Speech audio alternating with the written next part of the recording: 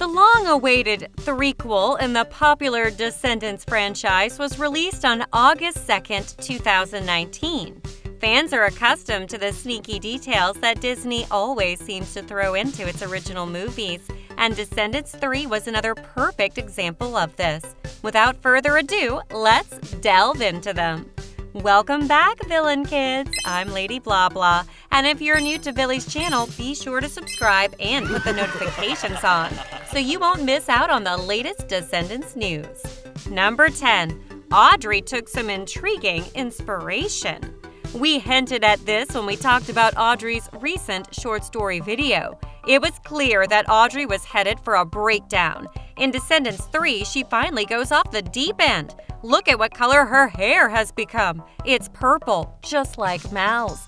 Can we all agree that purple is the official color of evil, after all? Number 9. There was no swerve regarding Mal's father.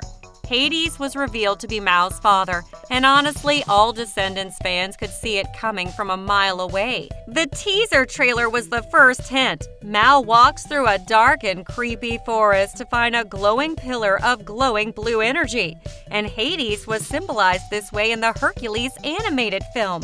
On the other hand, Cheyenne Jackson, the actor who portrayed Hades, did an amazing job and had an excellent chemistry with Dove Cameron. So probably in the end, him being Mal's father was the best choice as opposed to having somebody else being her dad just for shock value. Number 8. Mal and Ben's engagement was foreshadowed. The second Descendants film shows our romantic leads going further for each other than ever before. Mal returns to the Isle of the Lost, but not before giving Ben a valuable keepsake. That's an engagement if we ever saw one. Descendants 3 just made it official. Number 7. The Descendants series imitates real life. Audrey has a long and tragic scene in her room. She sings about how much she loves and misses her ex-boyfriend Ben. There are several pictures on the mantle. 2 of the 3 show Audrey and Ben in classic prom pose, where Ben is holding Audrey's waist, and they look off into the distance. As all the Descendants fans from the US know, prom is a common party at many real-life high schools. The fact that Audrey and Ben have gone to several of them adds some real-life depth to the fantasy world. Number 6. Carlos needed a friend. Not sure why Dude the dog can still talk after the events of the first Descendants movie? It's because Carlos has very few real friends.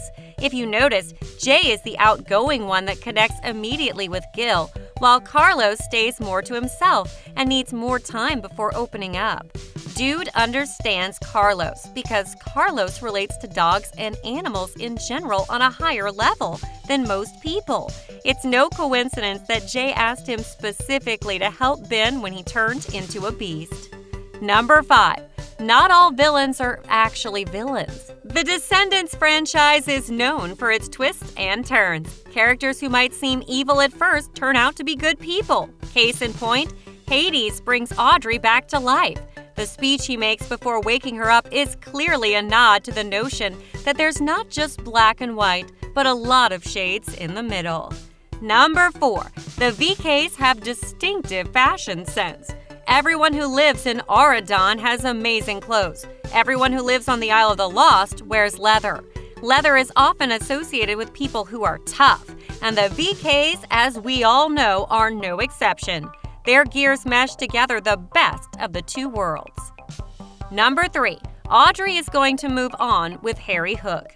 Harry is the true bad boy of the series. He has a reputation for flirting with a lot of ladies. Harry has been flirting with Audrey during the final scenes in Descendants 3, and unlike the other girls, she is single, and most importantly, she seems to return the interest. Is this a new couple alert? Seems definitely the case, and Hardry might become a reality. Number 2. Someone call a hairdresser. The VKs have wild and crazy hairstyles. Mal, of course, has purple hair. Evie's trademark hairstyle is blue. Carlos has blonde hair that's a brilliant platinum. Now look more closely. All of them, but especially Mal and Carlos, have very obvious roots that show their real hair color.